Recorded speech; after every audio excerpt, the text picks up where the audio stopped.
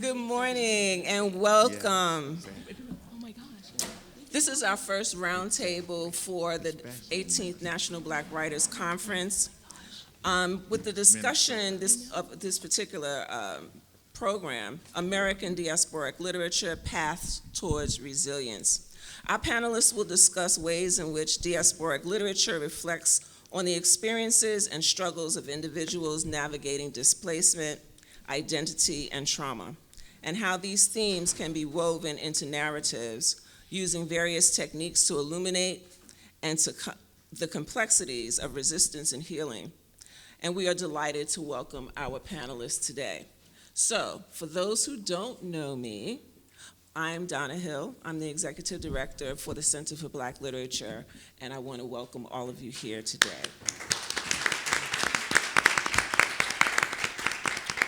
So first, I would like to introduce our moderator, Dr. Uche Blackstock. Her story begins in her mother's Brooklyn clinic, where medicine meant listening, accountability, and a fierce belief that every neighbor deserved the very best care. Guided by her mother, Uche learned that healing was both scientific and deeply human. Years later, she and her twin sister, Dr. Omi Blackstock, walked the halls of Harvard Medical School, becoming the first Black mother-daughter legacy graduates in the school's history. After more than 17 years as a Harvard-educated emergency physician, Dr. Blackstock founded Advancing Health Equity, a strategic consulting firm that helps leaders and organizations redesign health systems so everyone can thrive. Through strategic advisory, audits and assessments, and cultural transformation, she guides partners from good intentions to measurable outcomes. She is the New York Times bestselling author of Legacy, A Black Physician Reckons with Racism in Medicine, a memoir that connects her family's story to the history of American medicine and offers a vision for more just and humane future care. Please welcome Dr. Uche Blackstock.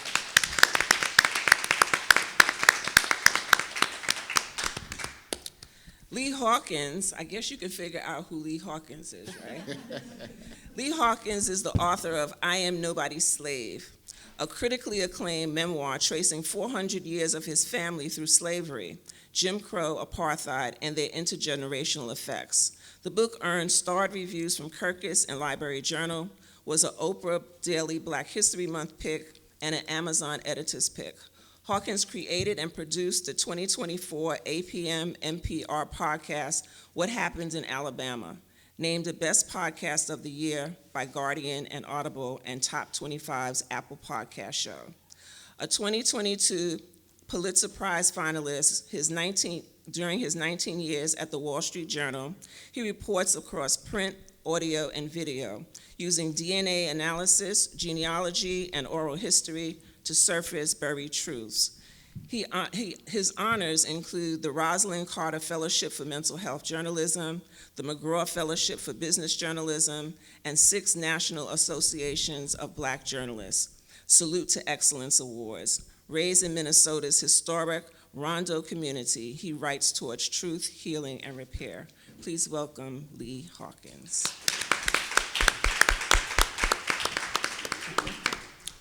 Nana Akua Brew Hammond is the author of 4 books, most notably the novel My Parents' Marriage, which was named among the best books of 2024 by the Boston Globe and BrittlePaper.com. Her children's picture book, Blue, A History of the Color as Deep as the Sea and as Wide as the Sky, illustrated by Caldecott honor artist Daniel Minter, was named among the best 2022 by NPR, New York Public Library, Chicago Public Library, Kirkus Reviews, the Center for the Study of Multicultural Literature, Bank Street College of Education, and more. The German translation, Blue, was published in June 2025. Please welcome Nana Brew Hammond. And last but certainly not least is Pulitzer Prize-nominating journalist Desiree Cooper. She's a 2015 Craig's Artist Fellow and an editor of the groundbreaking 2026 anthology Black Summers, Growing Up in the Urban Outdoors. Her work has appeared in the New York Times, Oprah Daily, MSNBC Daily, Flash Fiction, America 2023, Michigan Quarterly Review, The Rumpus, River Teeth, Best African American Fiction 2010, and noted in the Best American Essays 2019. Cooper's Patterson Prize-winning picture book, Nothing Special, is one of New York Public Library's 10 best children's books of 2022. She is a founding board member of Cave Canem and a member of the Wintergreen Women's Writers Collective. Please welcome Desiree Cooper. So I want to thank you all for being here, and I'm going to now turn everything over to our moderator, Dr. Uche Blackstock. Thank you so much. Can we give our panelists another applause? I mean, beautiful. Thank you. Thank you so much for joining us. So good morning, welcome. Thank you all for being here. I'm excited to have this conversation to discuss the ways in which diasporic literature reflects on the experiences and struggles of individuals navigating displacement, identity, and trauma, and how these themes can be woven into narratives using various techniques to illuminate the complexities of resistance and healing. So today, as you heard, we're joined by 3 remarkable writers whose work explores these themes from different vantage points through memoir, fiction, journalism, and cultural storytelling. I'd like to begin with brief reflections, so probably about 8 to 10 minutes for each panelist, about how their work engages these questions of identity, diaspora, and healing. And after those remarks, we'll move into a conversation together, and then we'll field questions from the audience. So who would like to go first? Okay, well, Nana just mouthed to me, not me. Okay, so we'll go in order. I'll have Lee. Okay, Desiree. Okay, thank you. There's something to be said for getting it over with, so here goes. I am so excited to be here. I want to thank Dr. Green in particular for making sure I was here, or could be here today. Especially in these times where our words and stories are our lifelines, our proof of life, and our way that we are going to survive together. So Lee and I, we were just talking about what today needs. So I had some trepidation about, in these times, coming out with a book that's available now, we have copies here, called Black Summers, with the word black in the title. Black Summers, Growing Up in the Urban Outdoors. Because who would read it? Who would pick it up? The DEI programs are gone. You know, the avenues that we have toward telling each other stories are disappearing, and you're proof positive that that's not true. That we're going to do an underground railroad of our own stories, right? And so that is part of the reason for the anthology. What I did is I collected oral histories, which is, I think, one of the oldest, tritest, truest forms of literature and communication used by our people. And I talked to 28 Detroiters about how race has shaped their experience of the urban outdoors. So you go to the blackety blackest place. I mean, I know Washington, D.C. will push back on that, but you know, Detroit is a little bit the motherland and of the Great Migration. And asked them, how is race still functioning in terms of your engagement with outside? Are you free? And what I found out is that there was a concern and a value for creating sanctuary. And I think that word also is really a key word for us now. What counts as sanctuary for us, especially in these embattled times? And what I found out from these writers, some were experienced, some had never written things before. I have 16-year-olds, 74-year-olds. So they're very representative.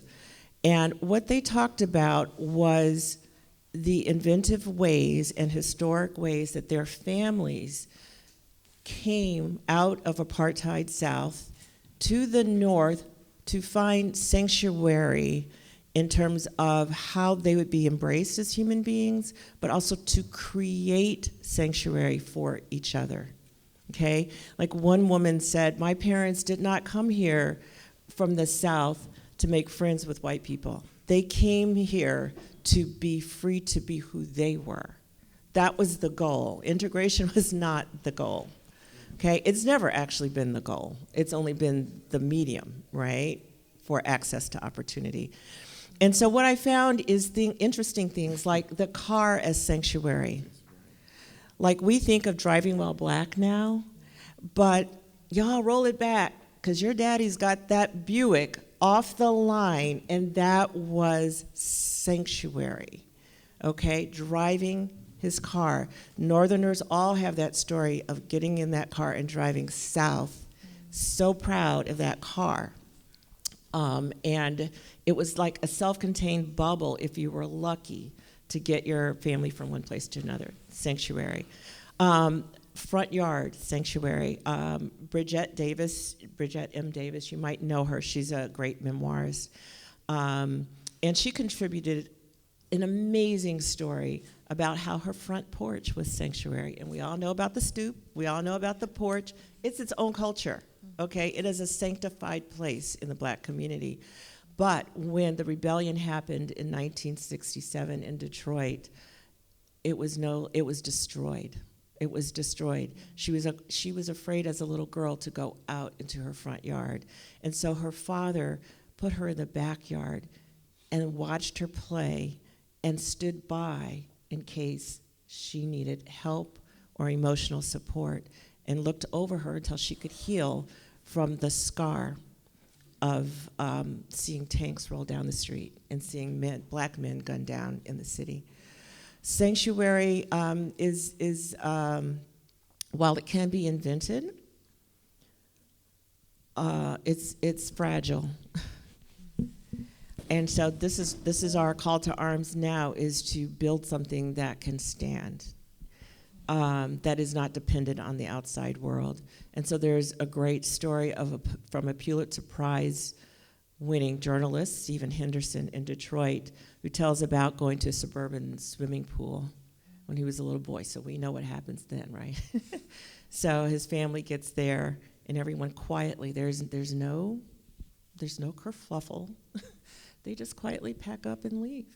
And he is thrilled because as a kid, they have the whole pool to themselves. No one's telling them to be quiet because there's other people. They're splashing, they're having a good time. And it's only then, afterwards, that his mother explains why all those people left. And listen, this is what just blows me away. He is living to this day with that question of, how could I have been so wrong about reading what was happening around me? And if that happens to me as a grown black man now, it could cost me my life. And to this day, when he drives into that suburb, which is now integrated, but still, there's his stomach, right? The trauma is living right there. So, I don't want to go too much further, but I think what this story brings to us as a people, especially us in a northern city, is the question of what is it we thought we were getting when we left the apartheid South, and how did that work out for us? And so we know kind of like it's very mixed bag, but don't forget what we created as sanctuary and what we value as sanctuary, and making sure those stories continue to be told. Thanks.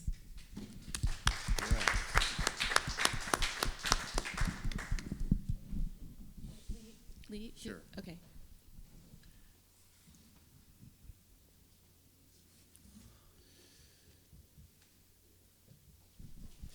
Thank you so much. It is a distinct honor as well as a great privilege to be here. My book, I Am Nobody's Slave, How Uncovering My Family's History Set Me Free, was inspired by my lifelong curiosity since I was a little boy, watching the movie Roots, about what my family's experience in America was, in particularly my father, because I was very close to my father. It was one of the best friendships I've ever had. But it was a complex very complex relationship as a black boy growing up in Minnesota with a father who was from Alabama and moved and did the Great Migration in 1961 when his mother passed away. He was the smallest, he was the youngest of 14 children. He did have his father as well in his life, but he didn't speak much about his father or the reason his mother had died. He just wouldn't speak about Alabama. But I knew that there was something that happened there. Because at night, my father, who was, 6'1", tall, strong, upright black man, who I didn't think was afraid of anything, would have nightmares in the middle of the night. And my mother would say, "Leroy, it's okay, you're dreaming, it's a dream." And so on the times that I took the courage to ask him, "What were you dreaming about?" he would just say, "Alabama, son, Alabama." And so for me, a lot of times the frustration and the fear and the anger and a lot of the things that my father was grappling with Alabama would come out in the times of discipline. This was the time in which he could transform very quickly into the same man that was whipping Kunta Kinte in that scene, in that harrowing scene in Roots. That scene affected me.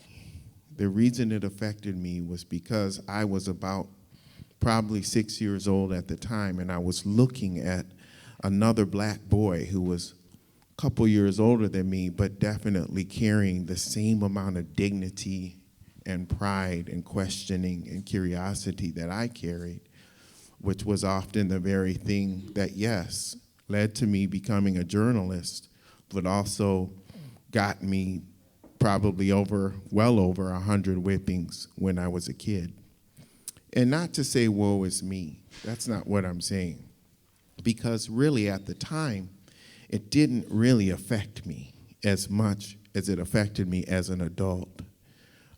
Because at the time, so many kids around me who were black at church, and the black kids who lived in my neighborhood, especially the ones who had grandparents from Mississippi, they got it worse, right? And so it was just part of our identity, I believed. I was told by my parents, "We do this to protect you. We do this to keep you from getting arrested, to keep you from becoming a gangster, to keep you from, all of these different things that I really didn't think were in my nature to really do. I wasn't a criminal at heart, but I did wonder, why is it that we are so fixated on this idea that black boys must be passive and afraid? And so all my life I wanted to study this. And in the process of this, I realized that, yes, I can investigate companies, I can investigate CEOs and do these beautiful in-depth reports for the Wall Street Journal, but I can't tell you who my great-great-grandparents are, and I can't tell you how my family ended up here. And I wanted to name the truth. So many times as black people, we speak in generalities about so many things. When people would say, "Oh, well, the corporal punishment, that comes from the plantation." And I knew that in a general sense, but I really wanted to trace it and let's find out, where was the plantation? And who were the people on it? Let me investigate who the slave owner was. Let me investigate the humanity of my great-great-grandparents. Because my great-great-grandmother was in the family oral history, that there were people who knew her. The last generation of people enslaved who lived partially in slavery and the rest of their life under Jim Crow apartheid were people who used to babysit my grandmother and her siblings. And so for me, I wanted to really know these people. And a lot of times as black people, we love to talk. We love to talk as we're experts. And even outside of our community, there's so many people who are experts on slavery, right? And they'll tell you what they know about American history. They'll tell you what they know about segregation. But if it was only segregation, and if the only thing that was keeping us after slavery and then the 100 years of apartheid, and the only thing that we were protesting about was the fact that we were denied the privilege of being around white people, as you mentioned, integration, then why did my father have nightmares? And so I had a sense that Jim Crow was not segregation, and my investigation showed that it was a crime against humanity. If you read my book, you'll see that I had a murder in my family every generation since 1837. My grandfather was murdered. Both of my great-grandfathers were murdered, and my grandparents never told my father that their fathers were murdered. My grandmother was 5, my grandfather was 9. And my father never told me that his father was murdered. And so this idea of us needing, as black people, to have conversations about trauma and how trauma informs the way that we raise our children and the socialization in our worldview, that's really critical, because I think that it's important for us to understand and to acknowledge that no, yes, there is a lot of injustice, but we are not living in slavery and we are not living in Jim Crow. But when we apply those practices to the worldview and the socialization of our children without understanding the science, the neuroscience, and the idea of the intersectionality of how adverse childhood experiences that would obviously have come from every generation, 12 generations of black people who were enslaved, and then the 5 generations of black people who lived under apartheid would have all experienced adverse childhood experiences. What do we know about adverse childhood experiences? Well, we know that without intervention, we can limit our life expectancy by 20 years. And if you look at it, and of course, your wonderful, marvelous work shows how all of this fits together, and the weathering effect from corporate America, yes, but it can also be the weathering effect of your parents trying to protect you, that later on in life, the cortisol and the adrenaline and all of these different things that create the hypervigilance can still be following us into adulthood and then lead to the heart attack, diabetes, and cancer. And so I wrote this book because I wanted to give a truthful account of the things that touch us in such a tender place that we often do not want to discuss them. And what we do is we choose the issues that we want to talk about, and then the ones that are really killing us are the ones we don't discuss. I had 4 friends murdered in high school, 9th, 10th, 11th, and 12th grade. And so I can't afford to not look at the black homicide crisis as a black man, because I live it. The final thing that I'll say, because I never want to go over time, is this. If we really think about it,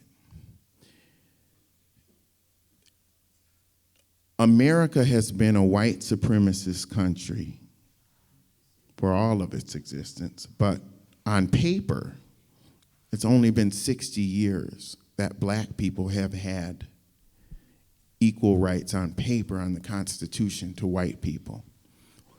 Even though my family has been here since the 1600s, and I am a descendant of Revolutionary War soldiers, Civil War soldiers, and my father enlisted in the Vietnam era, even though he wasn't even born with constitutional rights. We've been here since the 1600s, but I'm part of the first generation in my family to have equal constitutional rights on paper to white people. And so the beatings that I took were very often about that tension between my father coming from somebody who didn't have constitutional rights to me gallivanting around the world and his fear for me. And so the idea is that I'm a first-generation American. There's only been 3 generations of black children who have lived with equal rights on paper. And there are more than 8 million survivors today of Jim Crow apartheid who have never been compensated. So let's see if that comes up as one of the issues that's discussed this weekend at the No Kings rally. Thank you. Nana? Can everyone hear me? Okay, yeah. Wow. I am just soaking up everything that you all are saying. This is just such a beautiful opportunity to be in conversation with you. So thank you so much. Thank you, Donna. Thank you, Leah. Thank you, Dr. Green. And thank you all for being here. I come to writing about diaspora, healing, resilience, because like my fellow panelists, it's sort of just what I've lived. I grew up at the intersection of so many different identities. My family emigrated from Ghana in the 70s, so I was born in the United States. And so I grew up in a home where I was raised very Ghanaian in terms of, you know, our culture being really important to the family. My father was, our last name is Brew Hammond, but my father was very specific about not giving us English first names. So we were very, you know, Ghanaian, you know, in the house. But then, you know, leaving the house, I was not fully, I did not really understand racism. I did not know what it was. And in some ways, that ignorance was bliss for me, because I remember my first grade, not my first grade teacher, but one of the teachers in the school was known to be racist. And I remember, like, if you bumped into her, she would just be like, "Don't touch me, you imp." But like, to me, I was like, oh, that's so weird, and it's funny. Like, it didn't sort of like go into my soul, because I really didn't even know what was going on. And so it was only when I went to college and I started taking, I ended up becoming a poli-sci and Africana Studies major, that I started learning, like, oh, okay, this is what has been happening all along. So that is really sort of, so it's always been me just with my work trying to process these different identities. This identity as like a Ghanaian girl, as a Christian girl, as a black woman in the United States, as so many different things. And so when I was 12 years old, my parents sent me to school in Ghana.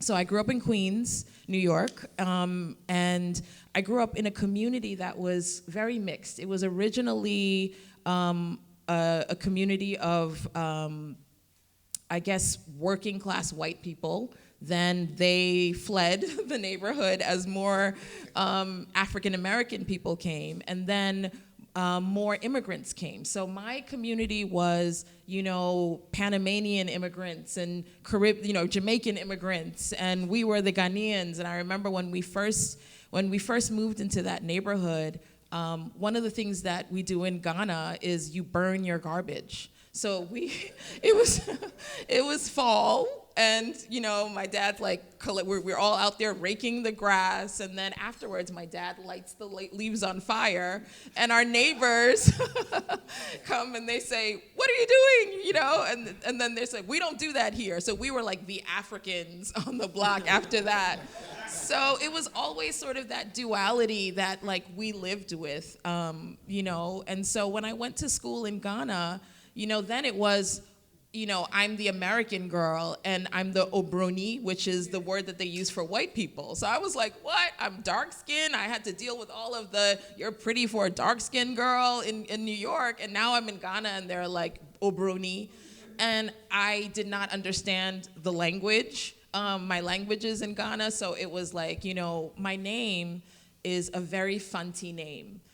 Because the Fantis were on the coast, so oftentimes they have, sort of British last names, and then their first names are, like Nana Ikwa. So my name means a girl born on a Wednesday, Fanti girl born on a Wednesday by the spelling. Everyone would know it. So at school, they would tease me, Fantini onto Fanti, so like a Fanti girl who doesn't speak Fanti, and I'd be like, ah! But meanwhile, my mother is Ewe. And my grandfather is a very proud Ewe man. So I was always sort of navigating all of this. And so when I first started writing, my first books, I've authored 4 books. My first book is called Powder Necklace. And it was about a young girl whose parents sent her to school in Ghana, semi-autobiographical. But she was from England because I had a whole contingent of family that was in London and I would spend summers there. So just trying to sort of like weave in all of those different experiences. It took me a bazillion years to publish my next book, and through years of rejection. And I remember one day I was reading the Bible and I saw that King Solomon's temple, there was a blue curtain. I was like, why does this matter? And it took me down this rabbit hole of researching blue, and I started learning how it's, throughout history, its connection to, in every single culture, blue is considered very mystical. It's either, holy, sacred, or it is, evil. And so there were all of these different things that were coming up. And then its connection to the slave trade. And so the transatlantic slave trade and the trans-Saharan slave trade. So I was just so fascinated by it. So I was like, wow, it really ignited my sort of interest in how this world is so woven together and how something as seemingly innocuous as a color tells this whole story of, the whole world and how it connects us. So I really wanted to write a book for children that would just begin to kind of introduce them to the fact that, like, wow, like this color that you're interacting with on a daily basis is has centuries, is steeped in centuries of meaning. And I love taking that book to schools. I was just in a school earlier this week, and it's just, my favorite thing is because the book talks about what happened in, Nigeria, what happened in Afghanistan, what happened in all, and to see kids' faces light up when you mention, their country or their culture, and for them to feel seen, and then they say oh yeah, then they start to tell their stories. So that is something that's really powerful for me. My next book is an anthology of African and diaspora voices. It's called Relations. And that was really important to me because in growing up and having sort of a lot of the conversations that we're having amongst friends, my group of friends is very mixed all across the board. And just hearing my African American friends say things like, this was my experience in Ghana and it was awful, and and holding space for the fact that we have certain conversations among each other that we don't really air out. And so I wanted Relations to be that space where, we could talk about sort of the things that we talk about when we're all family, right? When we're not conscious of how it's going to be viewed from the outside, we can get really honest with each other and say all of the things, expose all of the biases and prejudices we have, and then deal with them together. So that's what Relations is. And then my most recent book, and hopefully not my final book, it's called My Parents' Marriage. It's not about my actual parents, but it is a book about me sort of grappling with the history and the legacy of colonialism and traditional marriage, the tension between those things within my culture, and not only my culture, but in many cultures that still sort of are grappling with, polygamy, polygyny.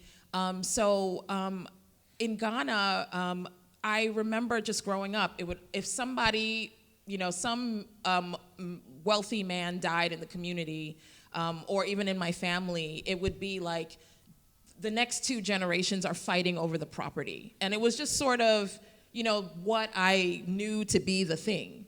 And it was only when I started writing this book and researching for this novel that I started to understand, like, oh, okay, so our traditional sort of value system is, wives are not the next of kin. It's children who are the next of kin. But if you have multiple wives, it's a birth order thing, and then it's complicated based on which ethnicity you are. So some ethnicities are matrilineal, some are patrilineal, and so whenever there's a funeral, it's like, oh my gosh, craziness.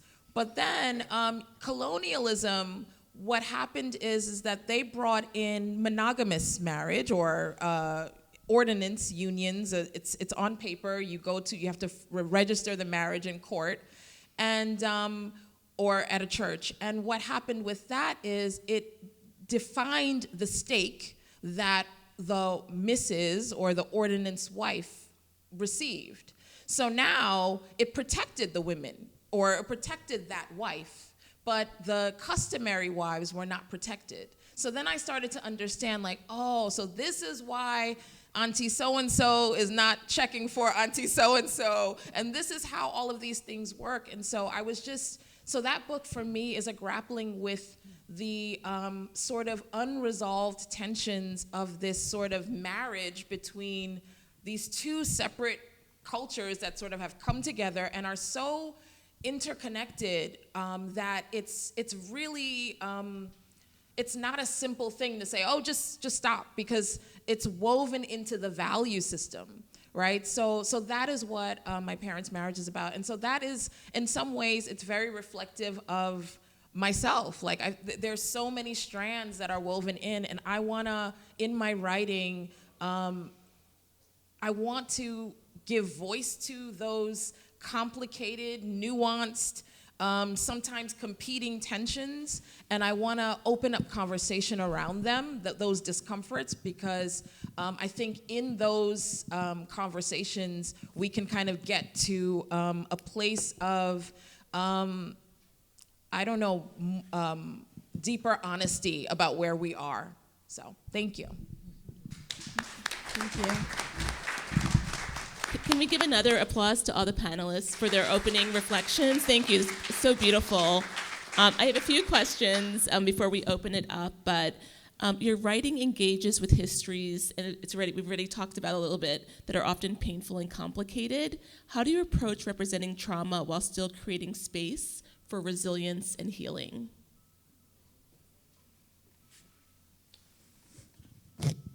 When I started my book, one of the most harrowing scenes came from an incident that happened that was, physical violence in the name of discipline.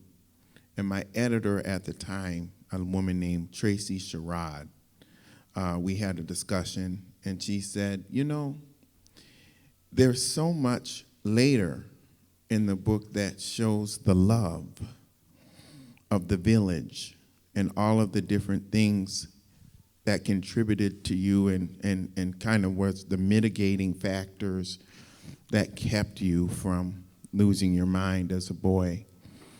Why don't we start the book with the love?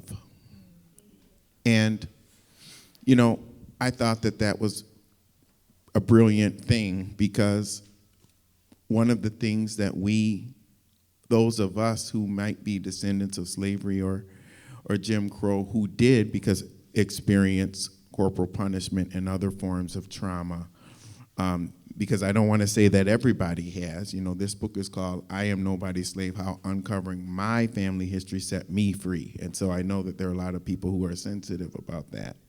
But for those of us who experience some of those things and are willing to discuss it, it's really hard to discuss. I would estimate that about 25% of Black people who come from my experience are or have been in a no-contact situation in modern times with a family member. No contact is something that is happening across cultures in this country, mostly because of polarizing politics. But in our situation, there are things that have more to do with respect for the elders and how respect for the elders is defined. That it's considered disrespectful to question certain things from childhood because it is, as you talked about, complicated and nuanced. Our parents did love us. Our grandparents did love us. Everyone in the village loved us. And so what I tried to do in my book and what I do in my life, now that I have really reached a place of healing for a long time, is understand the power of that village and how that village and that love was the part that I could look forward to in the context of all of the madness that was happening as a black boy, as a black heterosexual boy, who had to deal with a lot of different things that are not discussed in the public, you know. Just even the idea in my book, there's a situation with a white girl calling the house and a white girl's father calling my house and my father picking up the phone. And so that's the trauma side of it that we don't talk about. But the love is the part in the village and how deep that was and how different that is from our white counterparts. The church, in my case, and the people who squeezed you so hard when they hugged you that you couldn't breathe, right? And those are the people that, I was just on the treadmill today, and I'm going through a situation right now where there were things that I was praying for to happen. And I didn't need them all to happen. I just wanted maybe one or a couple things happen. Well, guess what? They're all happening now, right? And when I'm in a bidding situation and a negotiation on these things that take us into the stratosphere that our elders didn't go through, where do you think I'm turning? What is the thing that's making me be the most grateful? It's the memories of those people who were in the front row singing at the devotional. Right? I remember those songs, and I remember those people. Those people were not Harvard-educated people, but they had a lot of wisdom, and they had a lot of love. And I think that those are the things that buffer me from the more traumatic things that I write about, that give me the power to be able to confront the other things, because there's so much in the village and between black people. The love that we feel for our children is what keeps us going. And so the resilience piece is important. But I want to say one last thing, and that's that we have to allow ourselves to discuss the parts in our bloodline that need to be retired, and to take the best of what we inherited from our ancestors and carry that forward. We have to be bloodline liberators. And if we do not talk about trauma, guess what? For all of us who are discouraged from writing about trauma, Mitch McConnell doesn't want to hear it either. And they're actually removing as much as possible, all evidence of trauma from all of the museums, from the curriculums, across the board. So be careful what you wish for. Because if you don't want to write about trauma and you don't want people to talk about it, and you're tired of slave movies and you're tired of books about slavery, well, guess what? They don't want it either. And so we talking so much in defiance of colonialism, but a lot of times we're right on board with it. And I can say that because I'm guilty of that too. There were many times when I wrote my book that I was thinking, should I really go there? Should I really put this in the book? What are they gonna think? What are other black people gonna think? And the bottom line is, my therapist told me, damn it, put it in. And I put it in.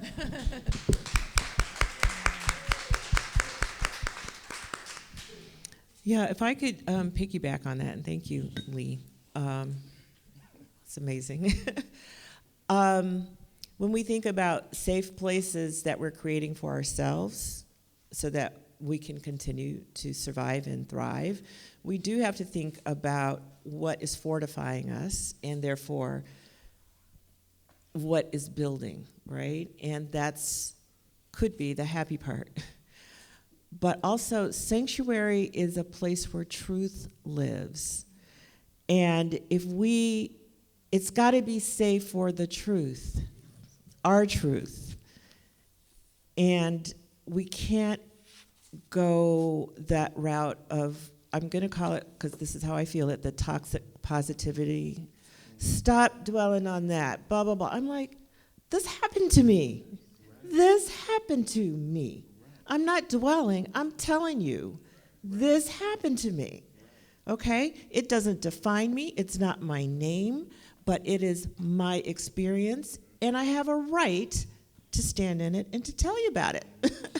So I do think that it's a fine balance. It's a fine balance between regurgitating trauma and airing and understanding trauma so that we can heal. And so I think some of it comes in, this is where the literature is so important, because it depends on how people are using the trauma. If airing it keeps repeating a history that you think you can't transcend, and that's why people keep telling you, you're a slave. What is a slave? Do you know that the word slave derives from the enslavement of Slavics? White people.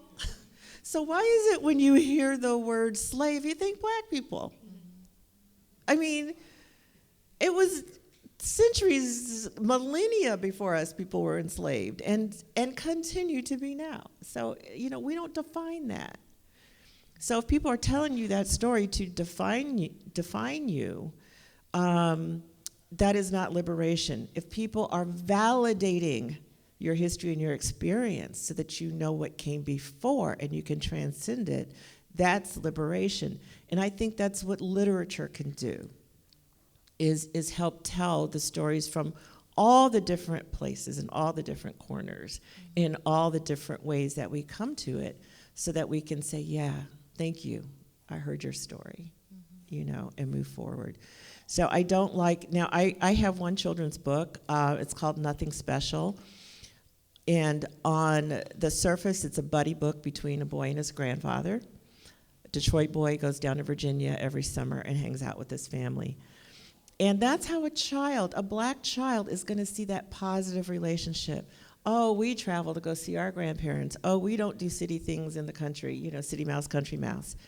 But the parent reading it is going to understand the trauma and what separated our family in the first place. Family reunions in the black community are not line dances and barbecues. We have been looking for each other for centuries. And when we find each other, we hold on. And so somebody that's reading about the child that goes from the north back down to the south, a white person asked me once, if you guys got out, why do you keep going back? And I'm like, have you lost your mind? That is mine. That land is mine. That history is mine. I didn't leave it. You terrorized me and took it. I never left it. And so the adult reading that book is like, yes, this is us. We want to connect. We want the child to know the grandfather. We want to go back home. What do we call home? Half the time it's not the city we're living in. You still call home somewhere else, the place where terror evicted you. That's still home. So I guess what I'm saying is, yeah, be intentional about the trauma and exploring it. Be intentional. Why? We're not going to keep eating trauma and reliving trauma. but we're not going to understand who we are right now. Why are we spanking or beating our kids? If you don't get the why and where the trauma started, it doesn't get interrupted. So you do have to go there. You do have to go there. And I applaud the courage of Black writers to do that, even though they do know there's going to be pushback and they do know they may be condemned and criticized. But courage, just take courage and keep sanctuary precious with the truth. So, yeah. Yeah, I think you put it so elegantly that sanctuary is where truth lives. And I 100%, 1,000% agree with you. When I was writing Blue, I wrote, the Blue was part of the slave trade, and both the trans-Saharan and the transatlantic slave trades, and I talk about it, and people have asked me like, oh, did you wonder about that? And I'm like, no. And it's so ironic to me that there's so much fear about what children are reading, because when I go into the classroom, this is not something that is traumatizing to them at all. They're very interested in it, and they're taken with it, and they're absorbing it. And I ask them, so like, how do you feel about the color blue after you've heard all of this? And I mean, I hear so many different things, but a lot of what I get is, wow, I have more respect for the color. Or I understand that, oh, it just didn't come out of like me going to the store and buying something blue or painting something, but that there's so much that it took for me to be able to wear these jeans that I'm wearing. So I think that the adults are really afraid of what's going to happen if the truth is revealed, but that is not something that thankfully children are struggling with at all. And one of the things that I think has been so wonderful about this experience with Blue in particular is, it's funny because every age group is kind of different. Like the very young kids are like, that's blue, that's blue, that's blue. They get really excited. And then you get to like the third graders who are like very justice minded. And they'll be like, do you mean to tell me that people were enslaving people just so that they could grow indigo? And I'm like, yes, and so you have that. But one experience that I had in particular that really has, brings tears to my eyes when I think about it is I went to one school and this, Caucasian child asked me, oh, so does that mean blue eyes are better than, and I was like, oh my gosh. Because I could see that there was a young girl, a young Black girl, sitting a couple, feet from him, and she just wilted when he asked that question. But I was so glad that the answer was coming from me to both of those kids, because then I started to explain, well, every single color has a history, and I started going down the line of things, and I saw that little girl just started like rising again, and I saw the young white boy take it in and be like, okay, and then it was done, and I was like, an adult would never have asked that question, but the purity of the children of this child to be able to ask that question and get the answer. I don't know what he's going to do with that, but I think that hearing that answer come from me is going to do something that is going to sort of shift that sort of wherever he got that idea from in the first place. So I think that this is why truth is important, because then it opens the opportunity for conversation. And I'll just end with, like, when I wrote My Parents' Marriage, like, though so many of women of my generation, have a father or a grandfather or, an uncle who, had multiple wives, or though many of our mothers or aunties or grandmothers were a second or first or third or fifth wife, we never really talk about that. We never really talk about what that felt like, what it meant. And so when I wrote this book, I started having people come tell me, oh yeah, one person was just like, that's my story. Didn't say anything more. I was like, okay, sis.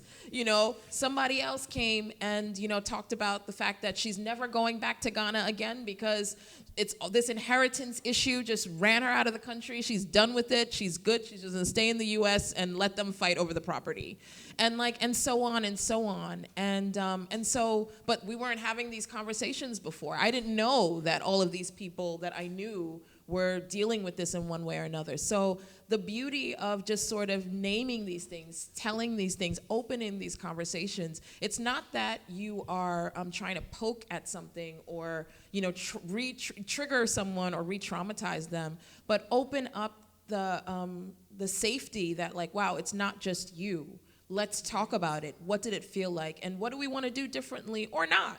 But, have that honest conversation with each other. Thank you. Thank you. I wanted.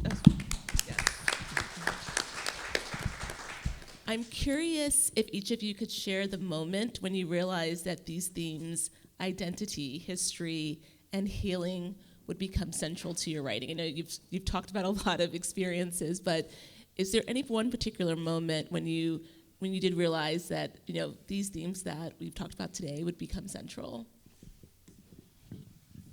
For me, context is really critical, because we do talk about the trauma, but we have to keep making sure that we're able to trace it to where it came from. We all talked about colonialism.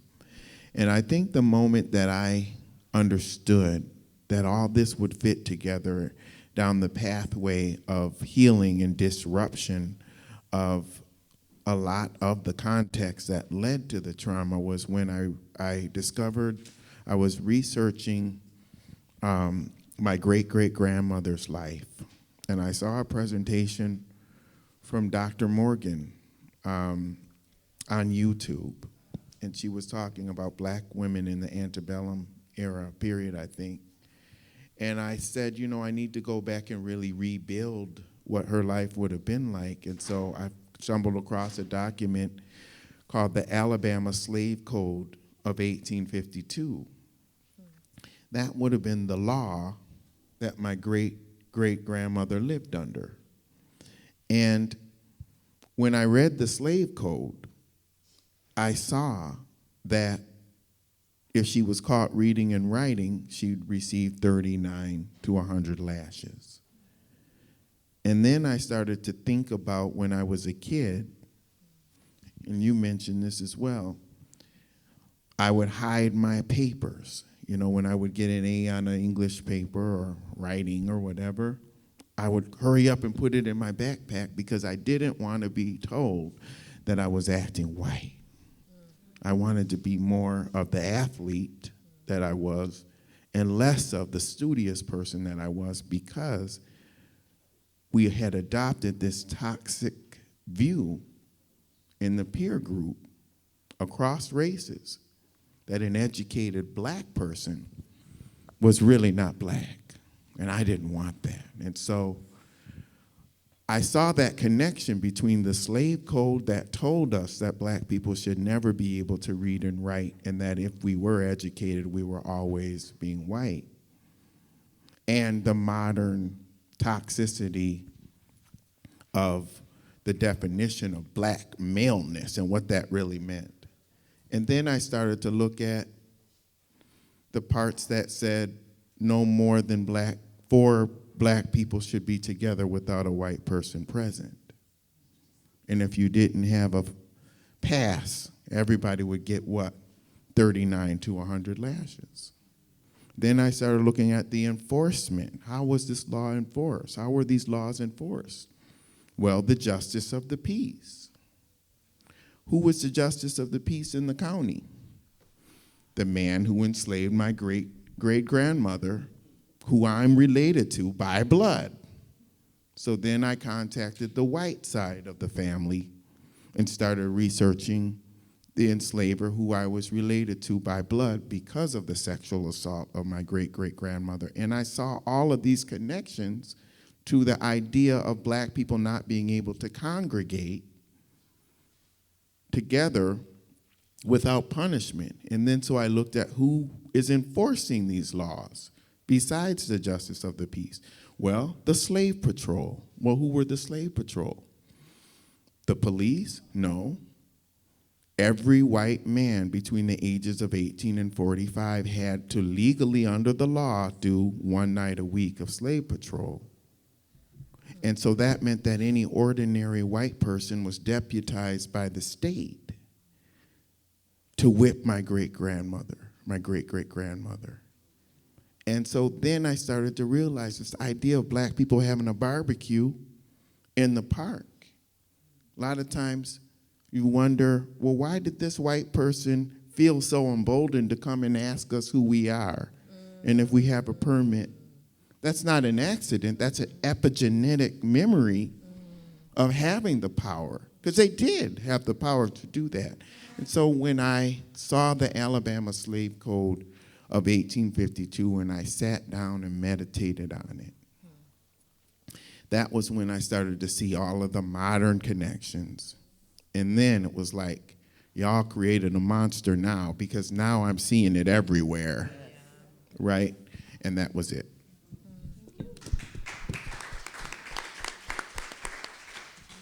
It's funny, I just want to, when you were speaking, I was reminded of an experience that I had in Ghana where the cops pulled us over and the driver, like a friend of ours, just started like, what did you pull me over to the cops? And I was like shaking, and I was like, oh my God, he's talking to the cops so crazy.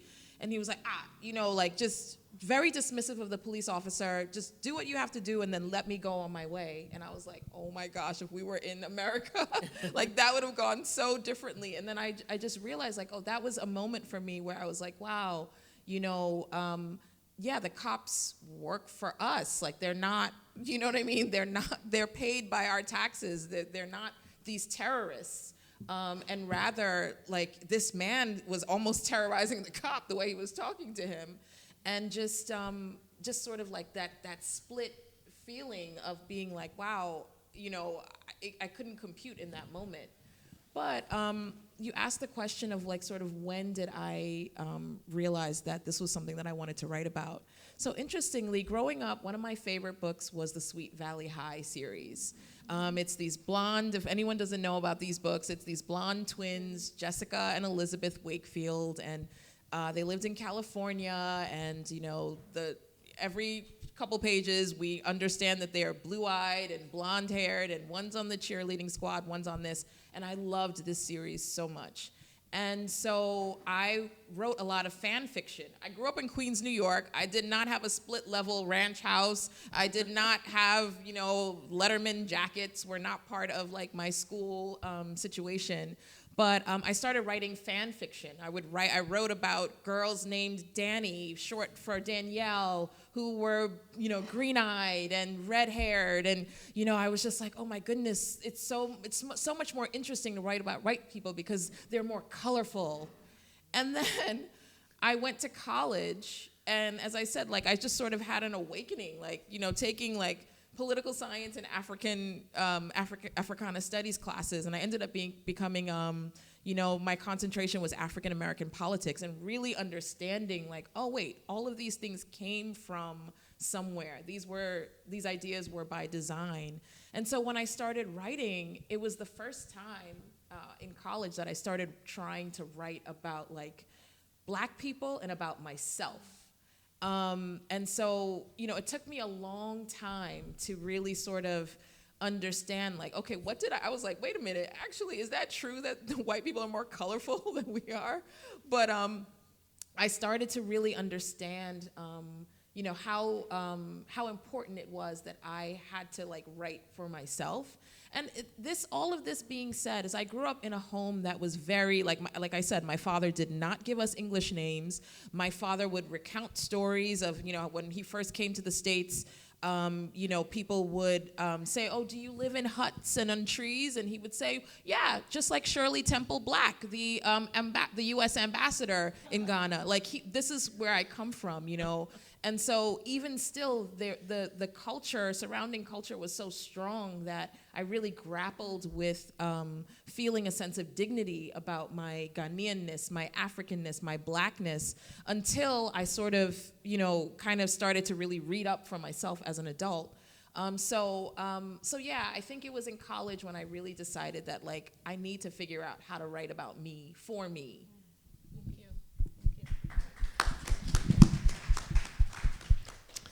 So I'm a military brat. I was born in Japan. My dad was in the Air Force.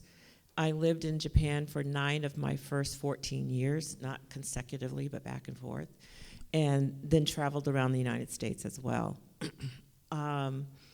So I became a black person when my dad retired when I was 14, and we retired in Virginia, where the family is now. 1 hour away from where my parents, who knew each other since they were 6, in this little town, Waverly, Virginia, which is also in a county where their ancestors were enslaved. We didn't go far. My dad went around the world and came right back, right? And in civilian life, which is what I still call it, but in civilian life, in Virginia, I moved right into the black codes and the apartheid system that I had been spared.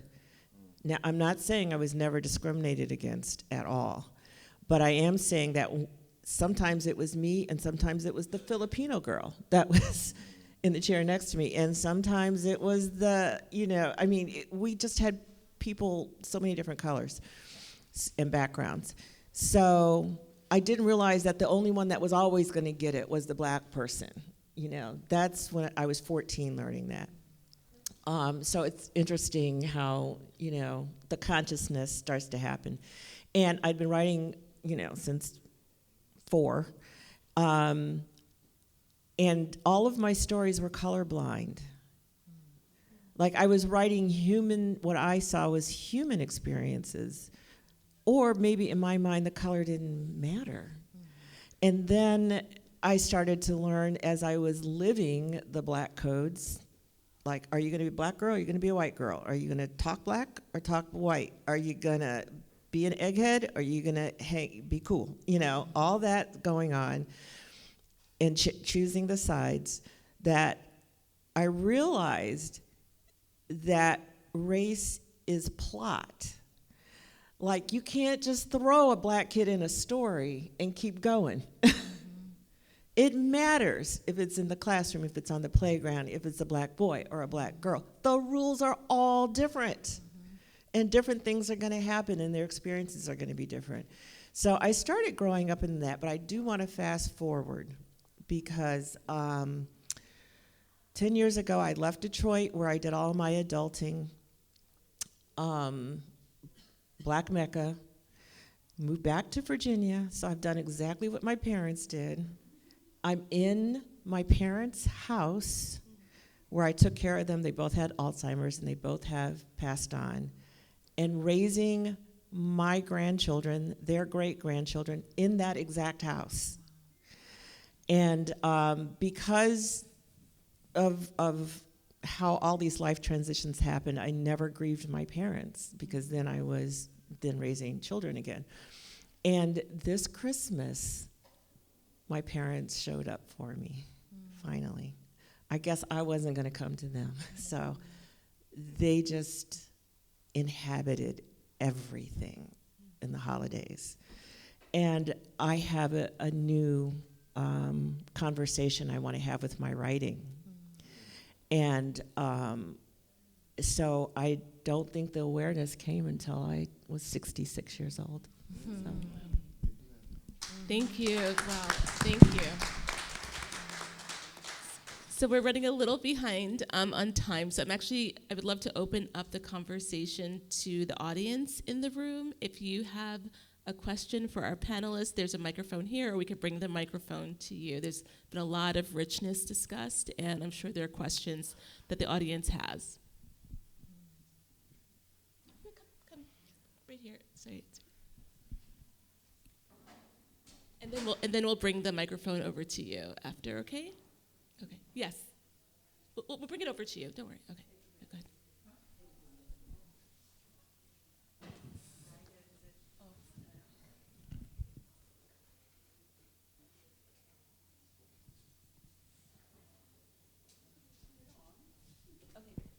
Do you want to just use mine for now? Pardon, it's on. Thank you. Hi, everybody. My name is Pascal Crisfant. I'm so thrilled to be here. I just have some general thoughts and reactions. I have a very specific question, but I can come later. But People can't hear. Oh, should I? Here, you can just use this. Sure. Thank you. So again, I just wanted to say thank you all for your time and your reflection today. It was really deeply moving and made me think a lot. I'm actually a child psychiatrist, and I'm a physician at Northwell Health. And I'm so thrilled to have you talk about ACEs, trauma, and the importance of being able to sit with the horrors that happen to you and to be able to withstand it. I teach my medical students that at Hofstra and the Zucker School of Medicine. They're so afraid to ask people about their trauma, and I said, you must ask about the trauma. You must be able to sit with it. It is the most therapeutic thing that you can do for a person who is willing and able to sit and talk with it. So I thank you for that and reinforcing and validating that for me. Thank you. Appreciate it. I just think about, too, just child psychiatry is such family psychiatry.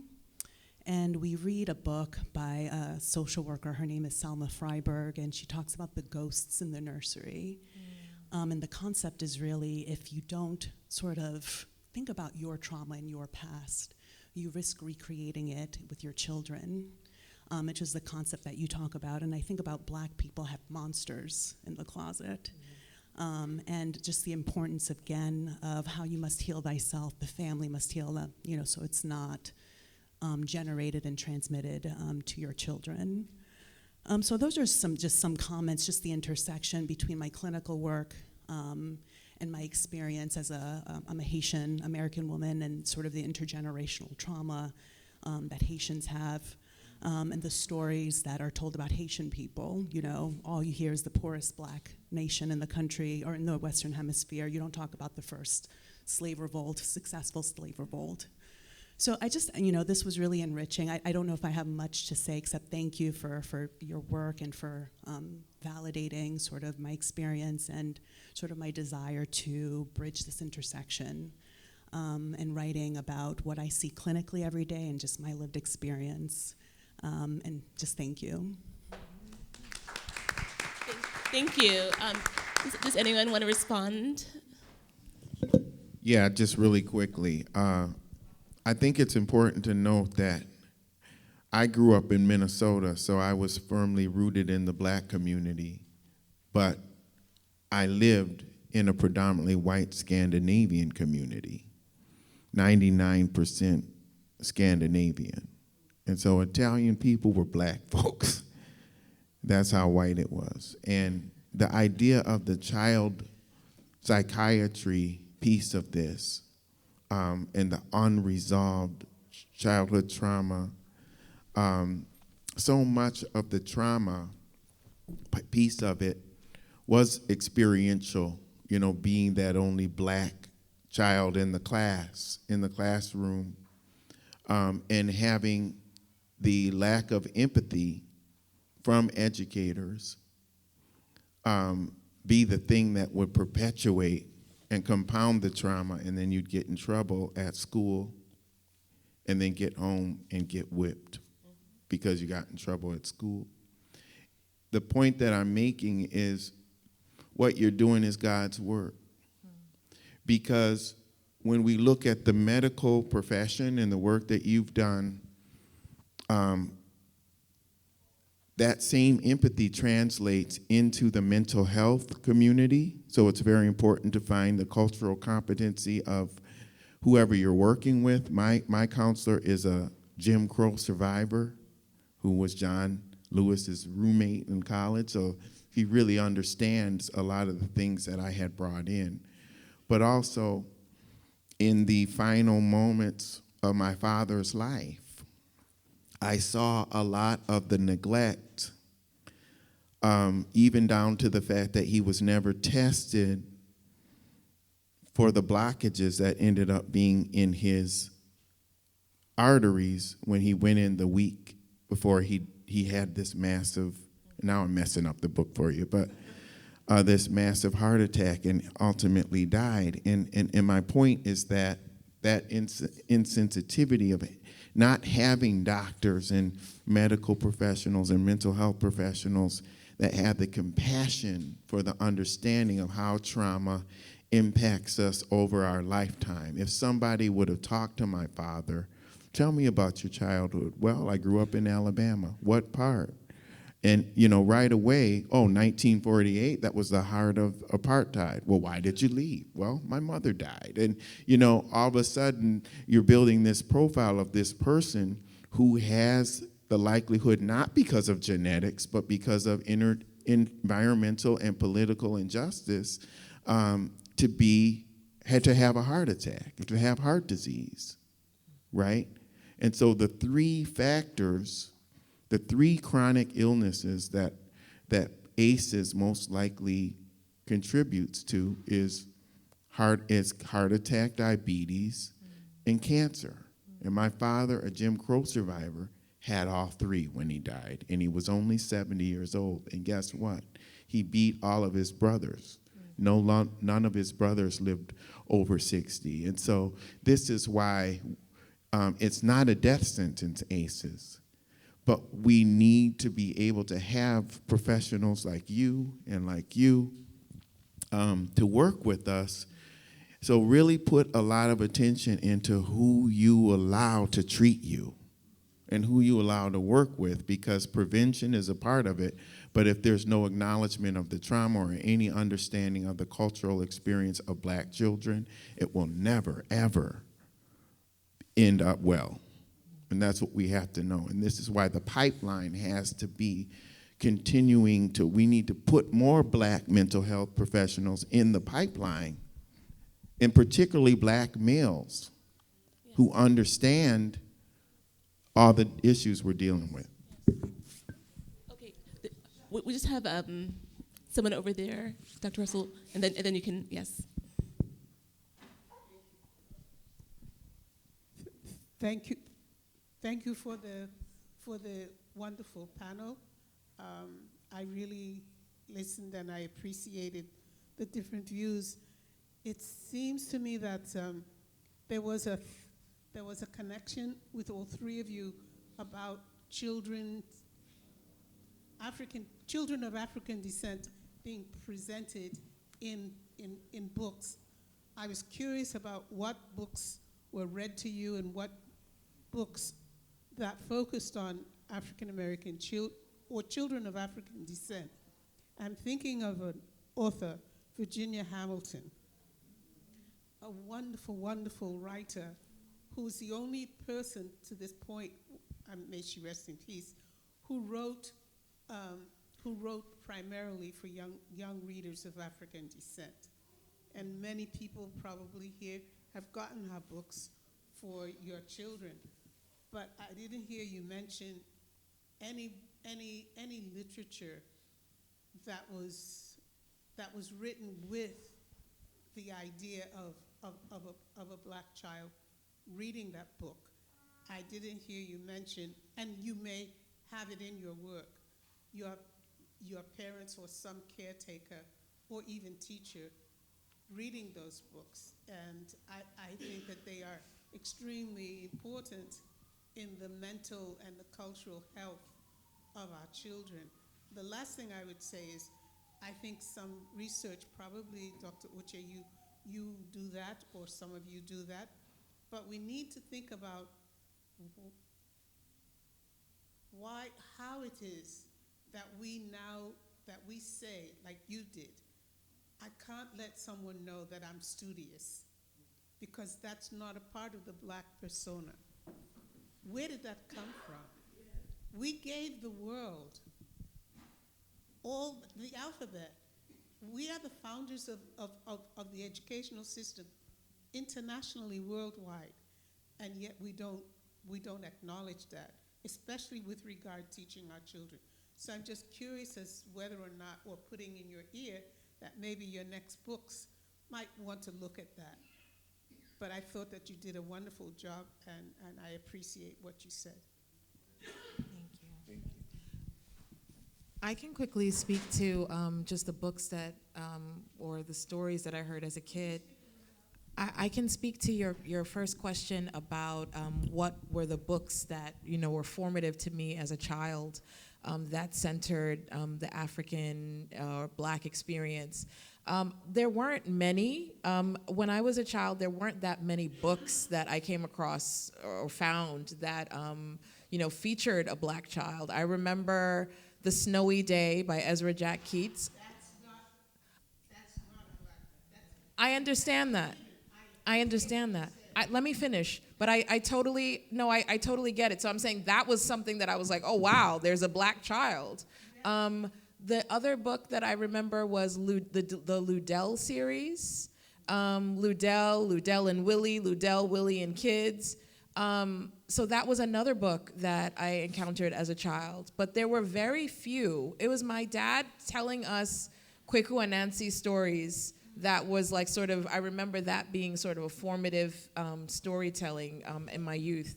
But it's actually really exciting to me now to see the so many books that are about and for and written by Black authors for Black children. There are so many more. We need more, but yeah, there was definitely a desert of those kinds of books when I was a kid. Okay. Hi, I'm Bernie Russell. I'm also, can you hear me? Yeah. I'm also a physician. And I think it really interesting that your commentary and your comments are really resonating for us as physicians and physician educators in particular. You think your pain and heartbreak is everything until and then you read, is a misquote of James Baldwin, but a very important thing that resonated, that was kind of like going in my ear as you spoke, because it's so clearly important that the trauma that you reveal in your work, personal and otherwise, I think you said telling is not dwelling. Mm-hmm. And I thought that was important, to say telling is not dwelling. I'm a trauma-informed gynecologist, which, we could dig deep on that one. It's a lot, right? But I'm a trauma-informed gynecologist, and I see so much in women, and by women I'm going to specify Black women in particular, the idea that these disparities that we're seeing in and among ourselves has only to do with medical racism, which exists and is prominent, but it also has to do with ACEs. It also has to do with epigenetics. And the group is unaware of it. The larger group is unaware of it. They're like, what is wrong with me? What is wrong with me because of the color of my skin that I am being mistreated? Yes, you are indeed being mistreated or overlooked or not addressed. But indeed, there's also something that is unmined trauma that needs to be healed and addressed. And I loved Bloodline Liberators. Bloodline Liberators. I wrote it down, and I'm going to highlight it and maybe write it a few more times. Bloodline liberation may be something that we need to put out in the world as a way to address some of the disparities that we're seeing in the health care that we're not receiving. But first of all, I'd like to commend you for bringing out the information, which includes trauma, resilience, and healing of your own personal stories and collected stories. But I also want to, I'm interested in why you think, because I think and agree, that narrative has such a powerful, transformative role in our lives. So that's my question. Desiree? Well, I do think that there's some science out there that I can't quote directly, but that shows that young people who read fiction in particular have a greater capacity for empathy. And I think that the ability to fall into someone else's life and find yourself is a way that those threads that you're talking about, Nana, happen to you spiritually. And so you start to embody those lives that you imbibe through reading. So I do think that narrative, but I mean, come on, it's Neanderthals, the fire, and the storytelling, you know? I mean, narrative has been the way that we communicate feeling and history and what's important, teaching, all of that comes through narrative. It must be how we're wired as human beings. So that's why it means so much to me. I think narrative is powerful because it gives voice to parts of the culture that are not usually have no voice. And I'll give you one example. So growing up in Minnesota, how did we end up there? My great-great-grandfather on the other side of the family was enslaved in Missouri. And he told his sons, once they had all their hunting and farming and all the skills that they had, he said, run north and don't look back. And they ended up in South Dakota in the early 1900s. And, you know, a lot of the books that I had read growing up were about black families from Philly and black families from New York and black families from L.A. And there was no narrative that really looked at black people from South Dakota or Minnesota. And narrative gave me the power to be able to explain that despite all of the respect that I have for the Little Rock Nine, my great-grandparents integrated schools in the early 1900s in South Dakota, and they didn't have the National Guard. They had pistols, and that's how they integrated schools. The girls too, they were packing because they had to protect their land as well. And so narrative and bringing people into those complexities and nuances of the part of the Black American story that is often overlooked, that people don't even know about, gives us a chance to show that those dimensions that we all need to, that we all can learn from. And because there's black folks everywhere. There's never been a time that white people have been anywhere, especially in America, that we weren't there too. And so I don't care if you're talking about the Buffalo Soldiers or whatever experience, we need to use narrative to tell the story so that people can really relate in that sense. Thank you. Dr. Green? Yes, thank you. Again, kudos again for a powerful panel. Really, really are getting a lot, and it's such diverse views. And I'm directing my question to Dr. Blackstock, because she is the moderator, but she could have very well been part of this panel. Okay. When you look at what she has been addressing around trauma and working with black women, and I'd like her to share any stories or narrative and reflect on that. Oh, sure, Susan.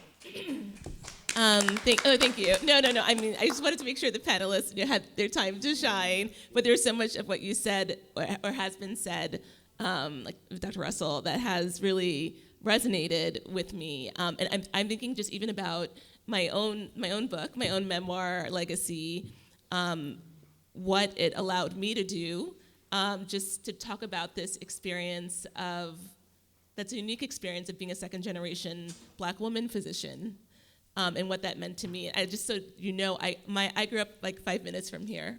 Our family home is right down the block. So it's especially meaningful to have this conversation right here, but it was thinking about how do I connect the dots for people the book came out in 2024, but how do I connect the dots for why Black people in this country are not able, why we're prevented, limited from living long, full, beautiful lives? And how do I use my story to talk about the history in this country of what medicine was built on, right? The exploitation and abuse of Black people, of Black women, and to really help a broader audience connect the dots. And so for me, a lot of that was telling the stories of my family, the stories of my patients, of my patients. I talk about the one patient that I had that I was seeing in the spring of 2020, a young Black woman. When I walked into the room with all my PPE on, personal protective equipment from head to toe at that time, there was a lot that we didn't know. She looked at me and said, "Are you Black?" And I said, yes, I'm Black. And she let out this deep breath and said, "I'm so glad because I know you'll listen to me." And so I say in that moment, I was so proud to be the physician, a clinician that she needed, but it pained me so deeply that it was obvious that she had experiences within our healthcare system where she felt unseen, unheard, and her concerns minimized. So all that to say is that I think storytelling is so very important. And as we see, we all have our stories to tell. I think telling them can be therapeutic, telling them, especially, processing the trauma, talking about topics that we don't typically talk about, even with our families. And I will just say personally, my writing the book, that process and the book coming out has uncovered even tension within my own family, where we've talked about these difficult conversations. So I just want to thank everyone. I want to thank the panelists for this very rich, very, very layered conversation. I think we all believe, and when I think about what it would mean to live long, healthy lives in this country, I think about the work that I do is really to advance us having more birthday parties, retirement parties, graduation where we are all in community with love with each other. And what systemic racism does is it does not allow us to have those opportunities for love.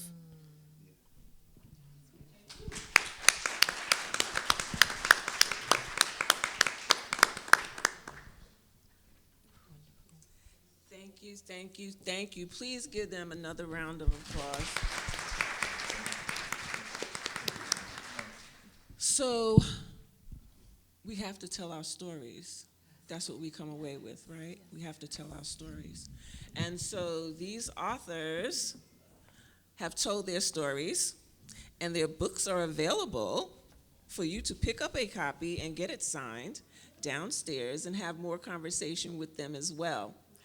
And at 12:30, since we're running a little behind schedule today, our next panel is going to be right here, and it's the representation of resistance in literature, okay? So we want you to support our authors, because if we don't support our authors, the word doesn't get out, right? It stays in the house, it stays between friends, so we want to share the good word. So please support our authors. And also downstairs is our vendors. And so they're small Black businesses. And what are we supposed to do with small Black businesses? Support small Black business. So please take some time, see what they have to offer, pick up something for a family, friend, for yourself, and just continue to support the work. The Center for Black Literature main goal is to expand the work of Black writers, right, and artists and poets, and we do that with your support. So come on back about 12:30 for our next panel this afternoon, and just as you were not disappointed this morning, you won't be disappointed this afternoon either. Thank you all for being here. Enjoy the rest of your day.